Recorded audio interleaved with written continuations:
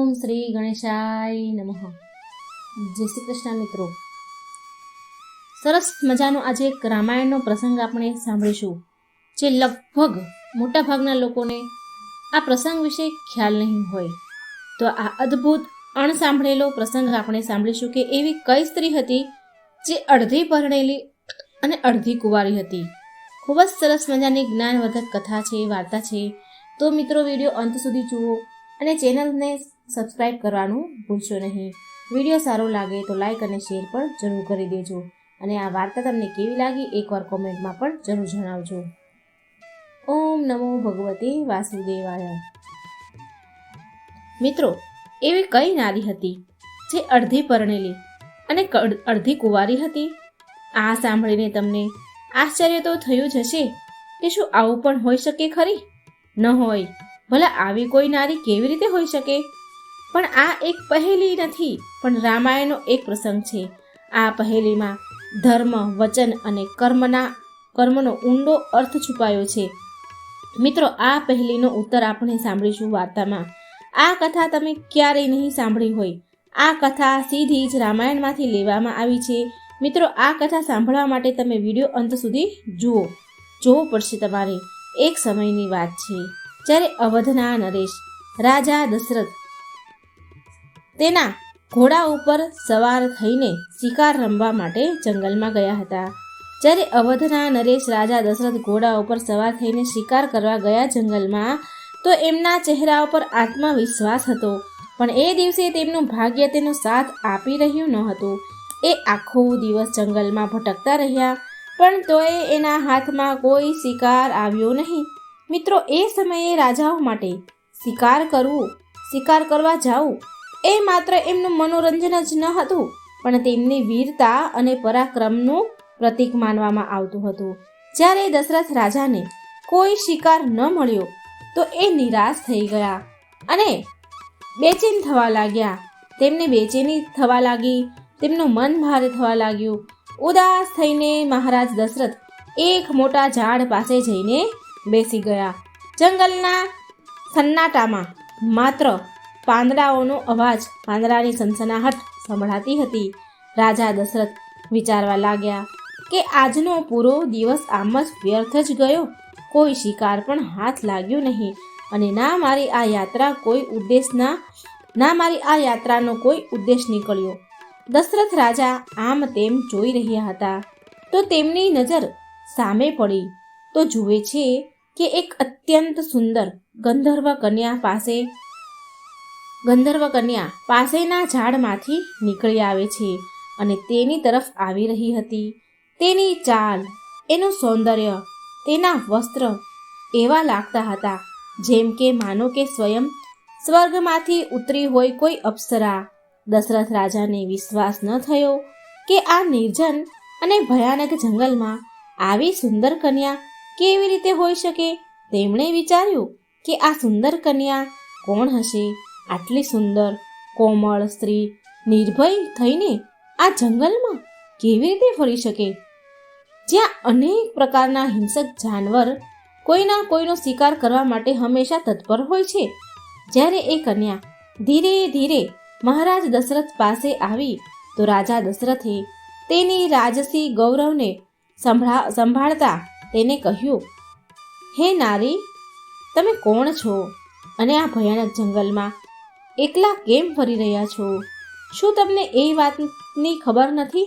તમે એ વાતથી અજાણ છો કે આ જંગલમાં કેટલા ખતરનાક જંગલ જાનવર છે? તમને અંદાજ પણ છે કે કેટલા જંગલી જાનવરો અહીં રહે છે જે તમારા જીવન માટે ખતરો બની શકે છે?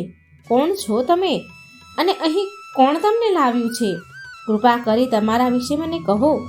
રાજા દશરથની વાત સાંભળીને એ કન્યા હસીને બોલી કે હે રાજન, હું સૌથી પહેલાં તો તમે મને કહો કે તમે કોણ છો? જોવામાં તો તમે મને મહાન યોદ્ધા લાગી રહ્યા છો, જેમ કે તમે કોઈ રાજા હો. આ ભયાનક જંગલમાં મને તમારી અહીંની ઉપસ્થિતિ વિસ્મિત કરી રહી છે. મહારાજ દશરથ બહુ ગર્વથી ઉત્તર આપે છે કે હે દેવી, હું અયોધ્યાનો રાજા દશરથ છું. એ તો તમે જાણતા જ છો કે રાજાઓનું કર્તવ્ય શિકાર કરવું અને તેની પ્રજાની રક્ષા કરવાનું હોય છે, પણ તે હજી સુધી મને તમારો પરિચય ન આપ્યો. તમે બતાવો તમે કોણ છો, અને આ વનમાં તમે એકલા શું કરી રહ્યા છો? કન્યાએ બહુ શાંત અને મધુર વાણીમાં કહ્યું કે હું ગંધર્વ કન્યા છું. મારા પિતાએ મને પૂરી સ્વતંત્ર આપી છે કે હું સ્વયં યોગ્ય વર કોઈ શોધી શકું, અને એ કારણથી આ જંગલમાં મારા માટે હું યોગ્ય પતિની શોધમાં આવી છું, યોગ્ય વરની શોધમાં આવી છું. દશરથ રાજાને આ સાંભળીને બહુ આશ્ચર્ય થયું. તેમણે કહ્યું કે તારા પિતાએ તને આ ખતરનાક જંગલમાં એકલી છોડી દીધી. શું આ ઉચિત છે? એક પિતા એની પુત્રીને સ્વયં જીવન સાથીને શોધવા માટે આ નિર્જન સ્થાનમાં ભટકવા દે? પિતાની ફરજ કર્તવ્ય હોય છે કે એ તેની પુત્રી માટે યોગ્ય વરની શોધ કરે, સ્વયં એ પુત્રી માટે વર શોધે. ગંધર્વ કન્યાએ મહારાજની વાત સાંભળીને કહ્યું, મારા પિતાએ આ સ્વતંત્રતા વિશ્વાસ સાથે આપી છે કે હું મારા માટે સાચો નિર્ણય લઈ શકું, અને હવે જ્યારે મેં તમને જોયા છે તો મારી શોધ અહીં સમાપ્ત થઈ ગઈ છે. તમે જ મારા માટે ઉચિત વર છો. દશરથ રાજા વાત સાંભળીને હસીને બોલ્યા, હે સુંદરી, હે દેવી, તમારું સાહસ અને વીરતાની પ્રશંસા કરું છું હું, પણ તમારે મારા વિશે બધું જ જાણી લેવું જોઈએ. હું એક રાજા છું અને મારા ખંભા ઉપર રાજ્ય અને પ્રજાનું દાયિત્વ છે. તમે મને વિવાહની વાત કરી છે, પણ શું તમારા પિતાએ તમને એ આજ્ઞા આપી છે કે તમે કોઈ પણ સાથે વિવાહ કરી શકો, ભલે પછી તે રાજા હોય? આ સાંભળી કન્યા બોલી, હું તમારી આ વાતથી પૂરી રીતે સહમત છું, પરંતુ હું પૂરા મનથી તમને સમર્પિત થઈ ચૂકી છું. હું તમારી સાથે વિવાહ કરવા માંગુ છું અને તમારી સાથે જ જીવન વિતાવવા માંગુ છું. ગંધર્વ કન્યા અને મહારાજ દશરથ વચ્ચે સંવાદ ચાલતો રહ્યો. દશરથ રાજાએ થોડા આશ્ચર્યથી અને ચિંતા સાથે કહ્યું કે હે સુંદરી, તમારા પિતાએ તમને આટલી સ્વતંત્રતા કેવી રીતે આપી દીધી? શું એક પિતાનું કર્તવ્ય નથી કે તેની પુત્રી માટે તે યોગ્ય વર શોધે? આ કેવી રીતે સંભવ છે કે તમે આટલા નિર્ભય થઈને પોતાના માટે યોગ્ય વર શોધવા માટે આ ભયાનક જંગલમાં ભટકો છો? અરે, પરંપરા તો એ કહે છે કે એક પિતા એની દીકરી માટે વર શોધે અને એની સાથે જ વિવાહ કરાવે. દશરથ રાજાની વાત સાંભળીને ગંધર્વ કન્યા હસી અને શાંત સ્વરમાં બોલી, હે રાજન, હું ગંધર્વ લોકની કન્યા છું. અમારા લોકમાં એવો નિયમ છે કે જીવન સાથીને પસંદ કરવાનો નિર્ણય કન્યાને કરવાનો અધિકાર છે. અમારા લોકમાં આ અધિકાર કન્યાને મળ્યો છે. મારા પિતાએ આ અધિકાર એ વિશ્વાસ સાથે મને આપ્યો છે કે હું મારા પસંદથી યોગ્ય વર શોધીશ. આ કારણથી જ હું આ જંગલમાં નિર્ભય થઈને ફરી રહી છું, મારા પતિને શોધી રહી છું. પણ જ્યારે મેં તમને જોયા છે તો મને વિશ્વાસ થઈ ગયો છે કે મારી શોધ અહીં પૂરી થઈ ગઈ. તમે જ મારા યોગ્ય વર છો. દશરથ રાજાને એ કન્યાનો આત્મવિશ્વાસ અને સાહસ અદ્ભુત લાગ્યો, પણ એ થોડા વ્યંગ કરતા બોલ્યા કે મને એ કહો કે યોગ્ય વર માટે તમે મને જ કેમ પસંદ કર્યો? ત્યારે ગંધર્વ કન્યા બોલી કે હે રાજન, મારા મને તમને પસંદ કર્યા છે. જ્યારે તમને મેં જોયા તો મારું મન જાણી ગયું કે તમે જ મારા જીવનસાથી છો, જીવનસાથી બનવા યોગ્ય છો. તમારા રાજસી વ્યક્તિત્વ, તમારી ગરિમા એ વિશ્વાસ અપાવ્યો છે કે તમે જ મારા માટે યોગ્ય સાથી છો, સૌથી યોગ્ય છો. હવે તમારી સાથે વિવાહ કરવા માંગુ છું. મિત્રો, આ સાંભળીને દશરથ રાજા થોડા ગંભીર થઈ ગયા, પણ મનમાં તે ગંધર્વ કન્યા પ્રત્યે તેમને આકર્ષણ જાગ્યું હતું. તેની સુંદરતા ઉપર મોહી ગયા હતા દશરથ રાજા. તો રાજા દશરથ બોલ્યા કે હે ગંધર્વ કન્યા, તમારા સાહસ અને પ્રેમ અને આકર્ષણથી તમે મને જીતી લીધો છે, તમે મને આકર્ષિત કરી દીધો છે. હું પણ તમારી સાથે વિવાહ કરવા માટે સહમત છું. મહારાજ દશરથ એ કન્યાને ભોગવવા માંગતા હતા અને એટલે કામાતુર થઈને એ ગંધર્વ કન્યા તરફ આગળ વધ્યા. મહારાજ દશરથને પોતાની તરફ આવતા જોઈ તે કન્યા હસી, પણ એ થોડી ગંભીર થઈને બોલી કે તેણે રાજા દશરથને રોકીને કહ્યું, ઊભા રહો રાજન, વિવાહ તો હું તમારી સાથે જ કરીશ, પણ મારી તમારી સાથે એક શરત છે. જો તમે મારી શરત માનશો તો જ તમારી સાથે હું વિવાહ કરીશ. મહારાજ દશરથે ઉત્સુકતાથી પૂછ્યું, કહો તમારી શું શરત છે? હું એને માનવા માટે તૈયાર છું. કહેવાય છે ને મિત્રો, કામી, લોભી, લાલચી તેમના સ્વાર્થમાં ચકનાચૂર થઈ જાય છે તો પછી તે સારા ખોટાનું પરિણામ ભૂલી જાય છે. એ ભૂલી જાય છે કે ભવિષ્યમાં આનું પરિણામ શું આવશે, એ આપણા હિતમાં હશે કે પછી મારા દુઃખનું કારણ બનશે. દશરથ રાજા અને ગંધર્વ કન્યાના સંવાદ વચ્ચે મહત્વપૂર્ણ શરત આવી ગઈ. ગંધર્વ કન્યાએ શરત એ રાખી કે જો તમે ઈચ્છો છો કે હું તમારી સાથે જીવન વિતાવું, તમારી સાથે વિવાહ કરું, તો વચન આપો કે મારો પુત્ર અયોધ્યાની ગાદી ઉપર બેસશે, અને જો તમે આ વચન આપો છો તો જ હું તમારી સાથે વિવાહ કરીશ. આ વાતને રાજા દશરથે આ વાત પર વધારે વિચાર કર્યો નહીં અને હા કહી દીધી. એ સમયે તેમને કોઈ સંતાન હતા નહીં. એમણે વિચાર્યું કે કદાચ આનાથી કોઈ સંતાન જન્મે. તેના મનમાં એ વિચાર આવ્યો કે વિવાહ માટે આ વચન આપવું એ કોઈ મોટી વાત નથી. તેમણે આત્મવિશ્વાસથી કહ્યું કે હું તમને વચન આપું છું કે તમારો પુત્ર જ અયોધ્યાની રાજગાદી ઉપર બેસશે. હવે તમે ખુશ થઈ જાઓ. ગંધર્વ કન્યા આ સાંભળીને સંતુષ્ટ થઈ ગઈ. એની આંખોમાં એક ચમક હતી, માનો કે એના જીવનનો ઉદ્દેશ એને મળી ગયો હતો. દશરથ રાજાએ તેમને ભરોસો આપીને કહ્યું કે હવે હું તમારી પાસે વધારે નહીં રહી શકું. હું અયોધ્યાથી જાન લઈને આવીશ અને વિધિ વિધાનથી રીતિ રિવાજથી વિવાહ કરીશ અને તમને સાથે લઈ જઈશ. આમ તમારો અને મારો વિવાહ સંપન્ન થશે. અત્યારે તમે અહીં વિશ્રામ કરો, હું જલ્દી જ પાછો આવીશ. ગંધર્વ કન્યાએ દશરથ રાજાની વાત માની અને વૃક્ષોની નીચે બેસી ગયા અને દશરથ રાજાના આવવાની વાટ જોવા લાગ્યા અને બોલ્યા કે ઠીક છે મહારાજ, હું તમારા આવવાની વાટ જોઈશ. મને વિશ્વાસ છે કે તમે તમારું વચન જરૂર નિભાવશો. પછી દશરથ રાજા તેના ઘોડા ઉપર સવાર થઈને નીકળી ગયા. તેના મનમાં ઉત્સાહ અને ગર્વનો ભાવ હતો કે એમને એક એવી કન્યા મળી કે જે સાહસ અને આત્મનિર્ભર છે. આવી રીતે એ ગંધર્વ કન્યા સાથે ગંધર્વ વિવાહ કરીને ગયા. ગંધર્વ વિવાહ એને કહેવાય મિત્રો કે જેમાં મન અને વચનનો મેળ હોય. એ જ દશરથ રાજા અને ગંધર્વ કન્યા વચ્ચે થયો. તેને અડધા વિવાહ થયા કહેવાય. વરમાળા અને વચન એ બંને વચ્ચે થયા હતા. વૈદિક રીત રિવાજ અનુસાર હજી વિધિ વિધાનથી રસમ રિવાજ બાકી હતા. દશરથ રાજાએ સ્પષ્ટ કહ્યું હતું કે તે જાન લઈને આવશે અને પૂરી રીતે બધી રસમ રિવાજથી તેમની સાથે વિવાહ કરશે, નિભાવશે. ત્યારે જ વિવાહ સંપૂર્ણ માનવામાં આવશે.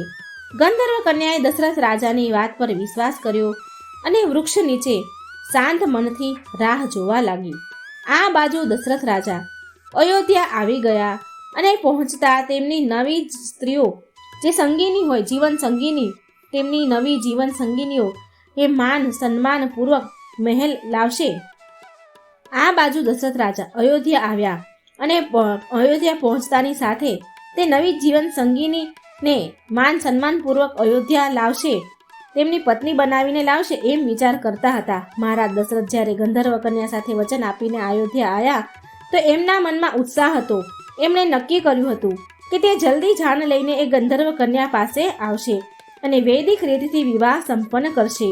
પણ અયોધ્યા આવ્યા બાદ રાજા દશરથ તેમના રાજકીય કાર્ય અને પરિવારની જવાબદારીમાં એવા ઉલઝી ગયા કે ધીરે ધીરે તેમને ગંધર્વ કન્યાને આપેલું વચન યાદ ન રહ્યું. દશરથ રાજા વિશે તમે જાણતા હશો કે તેમને 3 પ્રમુખ રાણીઓ હતી, કૌશલ્યા, સુમિત્રા અને કૈકેયી. આ 3 રાણીનો ઉલ્લેખ રામાયણમાં પ્રમુખ જોવા મળે છે. પણ એક બીજી વાત છે કે જેમાં બતાવવામાં આવ્યું છે કે દશરથ રાજાને કુલ 760 રાણી હતી. જગદીશ રામાયણમાં આ વાતનું વર્ણન છે. આ બધી રાણીઓમાં આ 3 રાણી વિશેષ હતી, જેને પરણીને પટરાણીનો દરજ્જો મળેલો હતો. આ જ કારણથી રામાયણ અને અન્ય ગ્રંથોમાં આ 3 રાણીનો ઉલ્લેખ કરવામાં આવ્યો છે. પણ અન્ય રાણીઓ પણ રાજા દશરથ રાજાના જીવનની મહત્વપૂર્ણ ભાગ હતો. તેમની સાથે દશરથ રાજાનો અલગ અલગ સંબંધ હતો અને બધી એના મહેલની શોભા વધારતી હતી. જ્યારે મહારાજ દશરથ અયોધ્યા પાછા આવ્યા તો તેમની 760 રાણીમાં ખોવાઈ ગયા. રોજ મહેલમાં કોઈને કોઈ ઉત્સવ થતો, ક્યાંક ને ક્યાંક કોઈ આયોજન થતું. આમ પરિવાર સાથે વ્યસ્ત થઈ ગયા અને ધીરે ધીરે ગંધર્વ કન્યાને આપેલું વચન તેમના મનમાંથી નીકળી ગયું. તેમની પ્રમુખ રાણીઓ કૌશલ્યા, કૈકેયી, સુમિત્રા હર સમયે તેની સેવામાં પ્રેમમાં રહેતી હતી. રાજમહેલ અને અન્ય કામકાજ અને પ્રજાના કલ્યાણના કામકાજમાં દશરથ રાજા એટલા ઉલઝી ગયા કે જંગલમાં વૃક્ષ નીચે રાહ જોઈને બેઠેલી ગંધર્વ કન્યાને તેને ધ્યાન જ ન રહ્યું. સાવ જ ભૂલી ગયા. ગંધર્વ કન્યાએ તેમના ઉપર વિશ્વાસ રાખીને વચન આપ્યું હતું કે એની રાહ જોશે. પણ દશરથ રાજા એના મહેલમાં રાણીઓના પ્રેમ અને રાજકાજના કાર્યમાં એવા મગ્ન થયા કે એને ગંધર્વ કન્યાને આપેલ વચન એ પૂરી રીતે એને ભૂલાવી દીધું. મહેલમાં હર સમયે કોઈને કોઈ રાણી રહેતી, કોઈ તેમની સંભાળ લેતી, તો કોઈ રાજકાજના રાજકીય કાર્યમાં સાથ આપતી. દશરથ રાજાને એ યાદ ન હતું કે તેણે ગંધર્વ કન્યા સાથે જાન લઈ જવાનું વિવાહનું વચન આપ્યું છે. આ બાજુ ગંધર્વ કન્યા તેની પ્રતીક્ષા કરતી રહી. હર રોજ એને લાગતું કે મહારાજ દશરથ જાન લઈને જરૂર આવશે અને તેને સાથે લઈ જશે. પણ જેમ જેમ સમય વીતતો ગયો કે તેના મનમાં નિરાશા વધતી ગઈ. મિત્રો, આવી રીતે દશરથ રાજા તેમને આપેલું વચન ભૂલી ગયા. હવે તેમના વર્તમાન જીવનમાં મગ્ન રહેવા લાગ્યા દશરથ રાજા. ગંધર્વ કન્યાએ રાજા દશરથ પર વિશ્વાસ પૂરો કર્યો હતો. એ વૃક્ષ નીચે બેસીને એની રાહ જોતી રહી. રોજ એને લાગે કે રાજા દશરથ જાન લઈને જરૂર આવશે, મારી સાથે વિવાહ કરશે ને મને તેની સાથે લઈ જશે. પણ સમય વીતતો ગયો અને રાજા દશરથ એના વચન ભૂલી ગયા અને રાજકાર્યમાં ઉલઝી ગયા. ગંધર્વ કન્યા માટે આ પ્રતીક્ષા અસહનીય થઈ ગઈ. તેણે વિચાર્યું કે દશરથે મને વચન આપ્યું અને રાજાનું વચન ક્યારેય ખોટું ન હોય, પણ તે હજી સુધી કેમ ન આવ્યા? આમ વિચારમાં ડૂબેલી ગંધર્વ કન્યાએ એ વૃક્ષ નીચે તપસ્યા કરવાનું શરૂ કરી દીધું. એ તેના મનને શાંત રાખીને ભગવાનને પ્રાર્થના કરવા લાગી કે હે પ્રભુ, મહારાજ દશરથ એમનું વચન નિભાવે. કેટલાય દિવસ અને રાત સુધી એની તપસ્યા એટલી ગહેરી, એટલી ઘોર, એટલી ઊંડી થવા લાગી કે તેણે તેનું શરીર ત્યાં બેઠા બેઠા જ ત્યાગી દીધું. આ ઘટનાને મતંગ ઋષિ એ જ જંગલમાં તપસ્યા કરી રહ્યા હતા. તે આ બધું જોઈ રહ્યા હતા. એ કન્યાના ત્યાગ અને તપસ્યાથી તે બહુ પ્રભાવિત હતા. જ્યારે મતંગ ઋષિએ જોયું કે ગંધર્વ કન્યાએ પ્રાણ ત્યાગી દીધા છે તો તે એની પાસે પહોંચ્યા. તેમણે ધ્યાન લગાવીને જોયું. તેને ધ્યાન લગાવીને તેના જીવનનો ઉદ્દેશ અને દશરથ રાજા સાથે થયેલા સંવાદને સમજ્યું. પછી તેમણે તેની જે અસ્થિઓ હોય, જે તેના હાડકાં હોય, તેના ચરણ પાદુકા બનાવ્યા. મતંગ ઋષિએ મનમાં ને મનમાં વિચાર્યું કે આ કન્યા જે ઉદ્દેશ માટે જીવી રહી હતી એ પૂરો જ થવો જ જોઈએ. દશરથ રાજાએ તેને રાજગાદી સાથે જોડાવાનું વચન આપ્યું છે. આ અસ્થિયામાંથી બનેલ ચરણ પાદુકા તે વચન જરૂર પૂરું કરશે. મતંગ ઋષિએ એમના શિષ્ય અત્રિ ઋષિ પાસે ગયા. તેમણે એ ચરણ પાદુકા અત્રિ ઋષિને આપ્યા અને બધી ઘટનાની વાત કહી. તેમણે કહ્યું કે હે અત્રિ, આ ચરણ પાદુકા ગંધર્વ કન્યાના છે, જેણે રાજા દશરથને વચન પર વિશ્વાસ કર્યો હતો અને તેણે એના પ્રાણ ત્યાગી દીધા છે. હવે આ ચરણ પાદુકા એના વચનને પૂરા કરશે.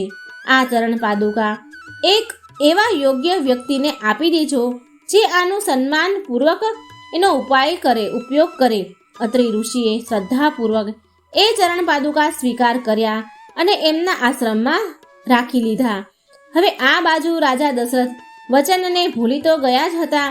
સમય વીતતો ગયો અને દશરથ રાજાના ઘરે ભગવાન રામનો જન્મ થયો. ભગવાન રામ મોટા થયા અને એક દિવસ કૈકેયીના કહેવાથી તેમને વનવાસનો આદેશ મળ્યો. રામ, માતા સીતા અને લક્ષ્મણ સાથે વનવાસ ચાલ્યા ગયા. વનમાં ફરતા ફરતા અત્રિ ઋષિના આશ્રમ પહોંચ્યા. પછી અત્રિ ઋષિ અને માતા અનસૂયાએ રામ, લક્ષ્મણ અને માતા સીતાનું સ્વાગત કર્યું. અને અનસૂયા માતાએ માતા સીતાને દિવ્ય વસ્ત્ર અને આભૂષણ આપ્યા અને તેમને જીવનનું ઘણું ઉપયોગી જ્ઞાન પણ આપ્યું. જ્યારે રામ ભગવાન આશ્રમથી જવાના હતા તો અત્રિ ઋષિએ વિચાર્યું કે હવે સમય આવી ગયો છે કે આ ચરણ પાદુકાને સાચા વ્યક્તિને સોંપી દઉં. તેમણે એ ચરણ પાદુકા ભગવાન રામને ભેટ કર્યા અને કહ્યું કે હે રામ, આ ચરણ પાદુકા મતંગ ઋષિ દ્વારા બનાવવામાં આવ્યા છે. આનું બહુ જ મહત્વ છે. આને તમારી સાથે રાખો અને ઉચિત સમયે આનો ઉપયોગ કરજો. ભગવાન રામે બહુ આદર સાથે ચરણ પાદુકાનો સ્વીકાર કર્યો અને તેમણે જાણી લીધું કે આ ચરણ પાદુકા કોની છે અને કયા વિશેષ ઉદ્દેશ માટે છે. ભગવાન રામે તેને સાથે રાખ્યા અને મતંગ ઋષિ પણ એ સમયે ત્યાં પહોંચી જાય છે. અને મતંગ ઋષિએ બહુ ધન્યવાદ કર્યા તેમના શિષ્યને કે તમે ચરણ પાદુકા ભગવાન રામને આપ્યા. આ જ કામ ઉચિત હતું અને એમને જ આપવાના હતા. પછી ભગવાન રામે એ ચરણ પાદુકા એમના પગમાં ન પહેર્યા, પણ એમણે એ ચરણ પાદુકાને એક કપડામાં લપેટી લીધા અને તેમના ભાઈ લક્ષ્મણને આપ્યા અને કહ્યું કે આ ચરણ પાદુકા તારી પાસે જ રાખજે લક્ષ્મણ. આને પગમાં પહેરવાના નથી. આગળ જંગલમાં ઉઘાડા પગે જ ચાલવાનું છે. આપણે આને પહેરીશું નહીં. પછી કહેવાય છે મિત્રો કે ભગવાન રામ ચિત્રકૂટમાં હાજર થયા ત્યારે એ સમયે રામ ભગવાનના નિર્ણયથી હર કોઈ વ્યક્તિ દુઃખી હતું, પણ સૌથી વધારે દુઃખી હતા ભરત. તેમના મોટા ભાઈ વિના અયોધ્યાનું રાજ્ય અને લોકો સૂના પડી ગયા. ભરતે એના મનમાં નિર્ણય કર્યો હતો કે રામને મળવા ચિત્રકૂટ જઈશ અને તેમને પાછા લઈને આવીશ અયોધ્યા. ભરતે અયોધ્યાથી ચિત્રકૂટની યાત્રા કરી. તેમની સાથે ગુરુ વશિષ્ઠ અને કેટલાય રાજ પરિવારના સદસ્ય હતા. પછી ભરતે ચિત્રકૂટમાં ભગવાન રામને જોયા અને રામ વનવાસી વેશમાં હતા અને તેની સાથે લક્ષ્મણ અને માતા સીતાને ભરતે જોયા. અને આ અવસ્થામાં બધાને જોઈને એમની આંખોમાં તો આંસુની ધારા થઈ. ભરત રામના ચરણોમાં પડી ગયા અને બોલ્યા કે ભાઈ, તમે આ બધું કેમ સહન કરી રહ્યા છો? તમારા જેવા ધર્મપરાયણ રાજાને વનમાં રહેવાનું શી જરૂર? અયોધ્યા પાછા આવો કૃપા કરીને અને રાજ સિંહાસન પર બેસીને રાજ્યનું સંચાલન કરો. હું અયોધ્યાના રાજા બનવાના યોગ્ય નથી ભાઈ. રામે ભરતને ઊભા કર્યા અને કહ્યું કે ભાઈ ભરત, તારો આ પ્રેમ મારા માટે અનમોલ છે, પણ એ તું કેમ ભૂલી રહ્યો છે કે વનવાસ મને પિતાજીના વચનને નિભાવવા માટે મળ્યો છે. ધર્મનું પાલન કરવું એ મારું સૌથી મોટું કર્તવ્ય છે. જો હું આ સમયે અયોધ્યા પાછો આવી ગયો તો પિતાજીનું વચન અધૂરું રહી જશે અને આ મારા માટે સૌથી મોટો અધર્મ હશે. ભરતે ભાવુક થઈને કહ્યું, ભાઈ, હું પિતાજીના નિર્ણયનું સન્માન કરું છું, પણ એમના ગયા પછી અયોધ્યા યતીમ રાજ બની ગયું છે. પ્રજા તમારા વિના દુઃખી છે.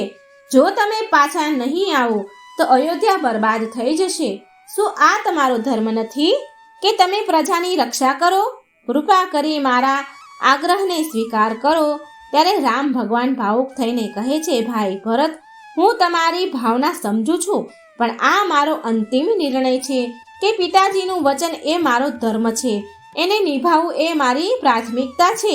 તમે મારી અનુપસ્થિતિમાં અયોધ્યાનું સંચાલન કરો. રાજ્યને તમે સંભાળો. ભરતે એકવાર ફરી કહ્યું, જો તમે નથી આવી શકતા તો હું પણ અયોધ્યા પાછો જવા યોગ્ય નથી. હું તમારા વિના રાજગાદી ઉપર નહીં બેસું. ભગવાન રામે ભરતને સાંત્વના આપી શાંત કર્યા અને કહ્યું, જો ભાઈ, તમે વાસ્તવમાં મને જો એટલો પ્રેમ કરો છો તો મારી એક વાત માનો. હું તમને મારા ચરણ પાદુકા સોંપું છું અને તેને રાજગાદી ઉપર મૂકી દેજો તો અને પછી રાજ્યનું તમે સંચાલન કરો. આ ચરણ પાદુકા મારું પ્રતીક હશે અને તું મારું પ્રતિનિધિત્વ બનીને રાજ્ય સંભાળ. ભરતને આ વાત સાંભળી અને રડતા રડતા કહ્યું ભરતે કે ભાઈ, હું તમારા વિના આવું કેમ કરી શકું? તમારા ચરણ વિના અયોધ્યા સૂનું લાગે છે. તો રામ ભગવાન બોલ્યા, ભરત, આ ચરણ પાદુકા માત્ર પ્રતીક નથી. આને રાજગાદી ઉપર મૂકીને તું રાજ્યનું સંચાલન કરજે અને હું એ જાણીને અહીં સંતુષ્ટ રહીશ કે અયોધ્યા મારા આદર્શ અનુસાર ચાલી રહ્યું છે. આપ મારું પ્રતિનિધિત્વ છો અને આ ચરણ પાદુકા તમારી પાસે હોવાનો અનુભવ કરાવશે. ભરતે ભારે મનથી ભગવાન રામની ચરણ પાદુકા સ્વીકાર કર્યા અને તેમણે કહ્યું કે આ ચરણ પાદુકા મારા માટે તમારો આશીર્વાદ છે ભાઈ. હું આને રાજગાદી પર મૂકીશ અને એ સૂચિત કરીશ કે આ રાજ્ય તમારી શિક્ષા અનુસાર જ સંચાલિત થાય. પણ હું એ પ્રતિજ્ઞા કરું છું કે જ્યાં સુધી તમે પાછા નહીં આવો ત્યાં સુધી હું સ્વયં ગાદી ઉપર ક્યારેય નહીં બેસું. મારું જીવન એક તપસ્વીની જેમ જીવીશ અને તમારી રાહ જોઈશ. ભગવાન રામે ભરતને ગળે લગાડીને કહ્યું કે ભાઈ, તારા આ ત્યાગને મને ગર્વથી ભરી દીધો છે. હું તારાથી એ જ અપેક્ષા રાખું છું. અયોધ્યાની પ્રજા તારા પર વિશ્વાસ રાખે છે. તું એના માટે એ જ કરજે જે હું કરું છું. રામ ભગવાને ચરણ પાદુકા સોંપતા કહ્યું, ભરત, આ ચરણ પાદુકા રાજગાદી ઉપર રાખજે અને બોલજે કે આનાથી માતાને સુખ મળશે. ભરતે પૂછ્યું કે ભાઈ, કઈ માતાને સુખ મળશે? રામ ભગવાને ઉત્તર આપ્યો કે સુખ એ વાતને મળશે જેણે ત્યાગ અને પ્રેમનું પ્રતીક બનીને આ ચરણ પાદુકાને જન્મ આપ્યો છે. આ એ ગંધર્વ કન્યા હતી જે પિતાજીના વચનના કારણે એણે જીવ આપી દીધો. તેનો ત્યાગ વ્યર્થ નહીં જાય. જ્યારે આ ચરણ પાદુકા અયોધ્યાની ગાદી ઉપર હશે તો એમનો ઉદ્દેશ પૂરો થશે. ભરતે રામની વાત સમજી અને ચરણ પાદુકા લઈને અયોધ્યા પાછા ચાલ્યા ગયા. તેમણે આ ચરણ પાદુકા રાજગાદી ઉપર મૂકી અને 14 વર્ષ સુધી તપસ્વીનું જીવન જીવ્યું અને રામની પ્રતીક્ષા કરવા લાગ્યા. જ્યારે રામે ભરતને ચરણ પાદુકા સોંપ્યા હતા ત્યારે ભરતનું મન અંદરથી અત્યંત વ્યાકુળ હતું. તેમનું હૃદય રામ ભગવાન માટે અત્યંત પ્રેમ અને આદરથી ભરાયેલું હતું. તેમણે ચરણ પાદુકા હાથમાં લીધા અને કહ્યું, ભાઈ, આ ચરણ પાદુકા માત્ર તમારું પ્રતીક જ નથી પણ મારા માટે તમારા આશીર્વાદ અને તમારો આદેશ છે. હું આને ગાદી ઉપર રાખીશ અને હું વચન આપું છું કે હું સ્વયં ગાદી ઉપર ક્યારેય નહીં બેસું. તમારા વિના રાજગાદી મારા માટે સૂની છે. હું આ ચરણ પાદુકાને અયોધ્યાના રાજા માનીશ. રામે ભરતને સ્નેહથી ગળે લગાડીને કહ્યું કે ભરત, આપનો આ ત્યાગ અયોધ્યાની પ્રજા માટે પ્રેરણા બનશે. તમારા આ વચનથી પિતાજીનું વચન પણ પૂરું થશે અને પ્રજા પણ સુખી થશે. તું આદર્શ અને ધર્મનું પાલન કરજે અને ધર્મનું પાલન કરતા સંચાલન કરજે. ધર્મ અને સત્યનું પ્રતીક છે આ ચરણ પાદુકા. અયોધ્યાના ન્યાય, ધર્મ અને સત્યનું પ્રતીક છે. ભરતે એ ચરણ પાદુકા જોતા કહ્યું, ભાઈ, તમે કહ્યું હતું કે આ ચરણ પાદુકા ગાદી ઉપર મૂકીશ તો માતાને સુખ મળશે. કૃપા કરી સ્પષ્ટ કરો કે તમે કઈ માતાની વાત કરો છો. તો રામે હસીને કહ્યું કે ભરત, સુખ એ માતાને મળશે જેણે વચન અને ત્યાગથી આ ચરણ પાદુકાને જન્મ આપ્યો. એ ગંધર્વ કન્યા જે પિતાજીના વચન પર અડગ રહ્યા અને તપસ્યા કરતા કરતા તેમના પ્રાણને એણે ત્યાગી દીધા. તેની તપસ્યા, ત્યાગ અને વિશ્વાસ વ્યર્થ નહીં જાય. જ્યારે આ ચરણ પાદુકા અયોધ્યાની ગાદી ઉપર બિરાજમાન થશે તો એનો ઉદ્દેશ પૂરો થશે. ભરત આ સાંભળીને ગંભીર થઈ ગયા. તેમણે મનમાં એ ગંધર્વ કન્યાના ત્યાગને નમન કર્યા અને રામને કહ્યું, ભાઈ, આ ચરણ પાદુકાને માત્ર ગાદી ઉપર જ નહીં પણ આને પૂરા સન્માન સાથે રાજ સિંહાસનનું પ્રતીક માનીશ. જ્યાં સુધી તમે પાછા ન આવો ત્યાં સુધી હું આ તપસ્વી જીવન જીવીશ. આ જ મારી પ્રતિજ્ઞા છે. ભરતે ચરણ પાદુકાને કપડામાં લપેટ્યા અને તેમના માથા ઉપર રાખ્યા અને આંખમાં તો આંસુની ધારા વહેતી હતી પણ મનમાં એ સંતોષ હતો કે તે તેના મોટા ભાઈનો આદેશ અને વચન નિભાવી રહ્યા છે. રામે ભરતને ગળે લગાડ્યા અને કહ્યું, ભાઈ, તમારો આ ત્યાગ અયોધ્યા માટે અમૂલ્ય છે. હું વચન આપું છું કે વનવાસની અવધિ પૂરી થતાં જ હું પાછો આવીશ અને તને મળીશ. ત્યાં સુધી આપ મારી જવાબદારી ઉપાડો. ભરતે રામના ચરણ સ્પર્શ કર્યા. ચરણ પાદુકા લઈ અયોધ્યા પાછા ફર્યા. અયોધ્યા ગયા પછી ભરતે ચરણ પાદુકાને સિંહાસન પર મૂક્યા અને સંપૂર્ણ રાજ્યમાં એ ઘોષણા કરાવી કે રામ ભગવાનના ચરણ પાદુકા અયોધ્યાના રાજા હશે અને હું માત્ર એમનો સેવક, અને ગાદી મારા માટે નહીં, ભગવાન રામ માટે સુરક્ષિત છે.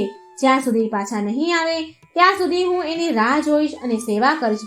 ભરતે એના વચન અનુસાર તપસ્વીનું જીવન જીવવાનું શરૂ કર્યું. તેમણે રાજમહેલમાં રહેવાનું છોડી દીધું અને નંદીગ્રામમાં એક કુટિયા બનાવીને ત્યાં જ રહેવા લાગ્યા. એ રોજ રામના ચરણ પાદુકાની પૂજા કરતા અને રાજ્યની જવાબદારી સંભાળતા.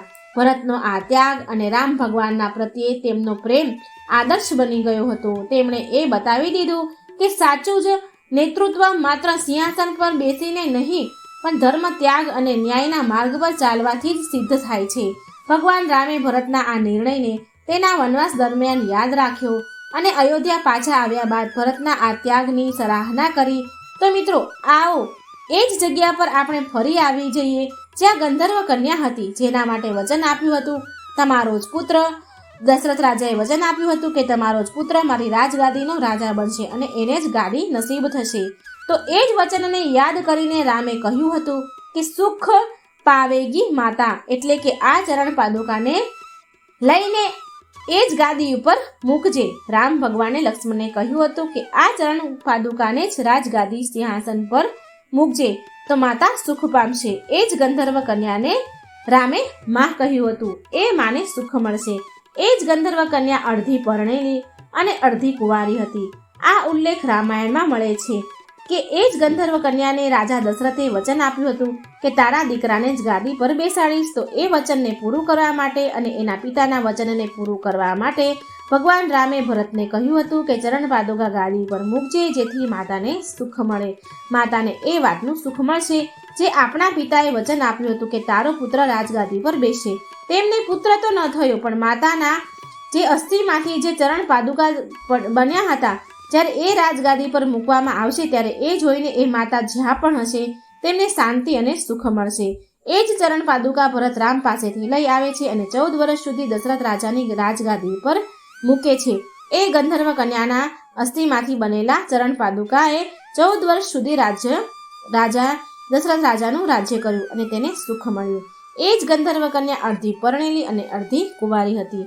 તો મિત્રો, આ વાર્તા તમને કેવી લાગી કમેન્ટ બોક્સમાં જરૂર લખજો અને આવી જ રહસ્યમય વાર્તા સાંભળવા માટે ચેનલને સબસ્ક્રાઇબ જરૂર કરજો. ચેનલમાં જઈ પણ ઘણી બધી વાર્તાઓ છે એ પણ સાંભળજો. જય શ્રી કૃષ્ણ. રાધે રાધે.